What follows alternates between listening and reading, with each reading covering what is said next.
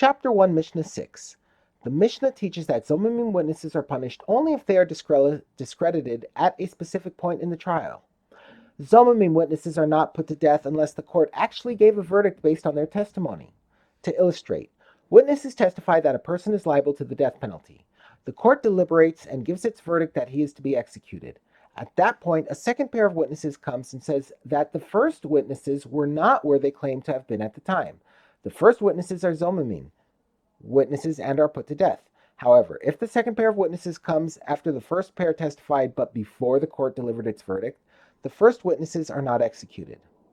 The Mishnah gives the source for the above law by relating a dispute between the sages and the Sadducees, a heretical sect. The Sadducees deny the above law and say that Zomimim witnesses are not put to death unless the defendant was actually killed by the court as a result of their false testimony. However, if the defendant was not put to death, even if he was sentenced to death, they are not executed. The Sadducees based their opinion on a verse in the Torah, which, when referring to Zomimim witnesses, states, "A life for a life," Deuteronomy 19:21. This seems to imply that Zomimim witnesses are killed because they caused the defendant to lose his life. Accordingly, they are killed only if the defendant was executed as a result of their testimony. The sages challenge the Sadducees. The sages said to the Sadducees, "How can you say that Zomimim are killed only if they caused the defendant's death? Is it not already stated there in 19:19, Deuteronomy 19:19, and you shall do to the Zomimim witnesses as he planned to do to his brother?" The term brother implies that his brother, i.e. the defendant, is still alive, which indicates that Zomimim witnesses are put to death even though the defendant was not executed. Having refuted the Sadducees' interpretation of the verse, "A life for a life," the sages explain the verse's meaning.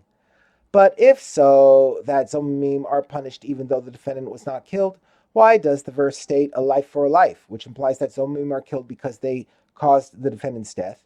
If not for this verse, one might think that even if witnesses were found to be Zomimim right after the court accepted their testimony, but before the court reached a verdict, they would be killed.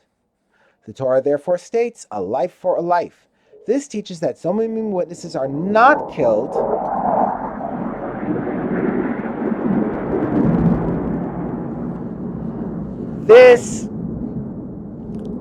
This teaches that Zomimim witnesses are not killed unless the verdict was given based on their testimony.